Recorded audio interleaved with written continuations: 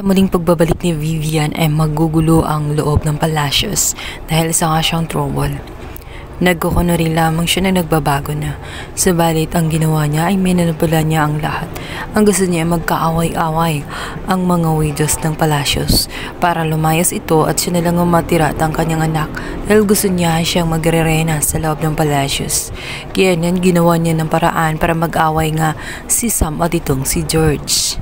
Siya pala ang dahilan kung bakit mantika ng malaglag sa hagdan nitong si George sapagkat siya mismo ang naglagay ng rubrics. Kung kaya't itong si George ay sinugod agad itong si Sam. Wala silang kinalaman na pinag-aaway sila ng bruhang ito nga si Vivian dahil sa rason ng pagkamakasarili niya. Kung titingnan mo nga itong si Vivian, tila inosente at walang alam. Yun pala siya ang gumagawa ng paraan para magkaaway ang mga ito. Ngayon, pagkatapos niya nasiraan itong si George, si Sam, ngayon na naman ay si George ang kanyang sisiraan dito kay Sam. Kung kaya't galit na galit itong si Francis at agad na pasugod sa kabilang bahay. Ngunit wala silang magagawa sapagkat ipinagtatanggol ito ng ito nga si Galvan kung saan kamping-kamping nga dito kay George lalong-lalo na sa kanyang apo. Isang magulo ang kanilang pamilya. Samantala sa pag-akala naman ni Galvan dahil wala na nga itong si Aurora ay siya na ang papalit bilang CEO sa naturang mining company. Ngunit magugulat siya dahil bigla namang darating itong si Aurora.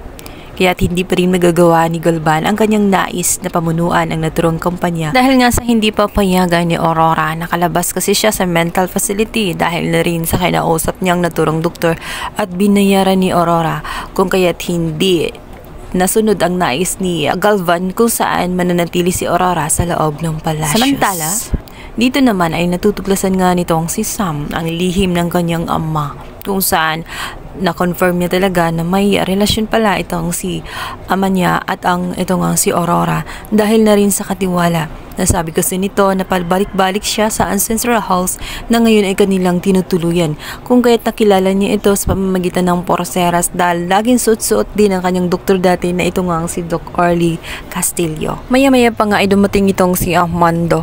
Agad na pinalis niya ang naturang katiwala. Hindi pwedeng malaman ng lahat ang lihim nitong si Aurora.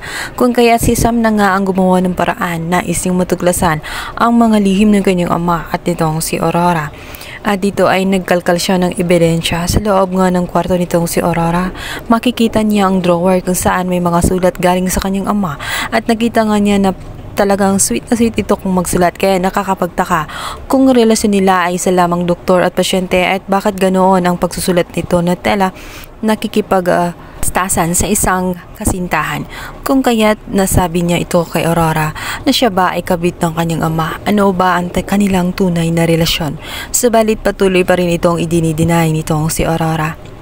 Kahit meron pang mga salita o mga sulat na kanyang nakita, hindi pa rin aaminin ni Aurora ang katotohanan tungkol sa naging relasyon ng dalawa. Patuloy pa rin niya itong i-deny kahit na may mga ebidensya na itong si Sam na nakikita.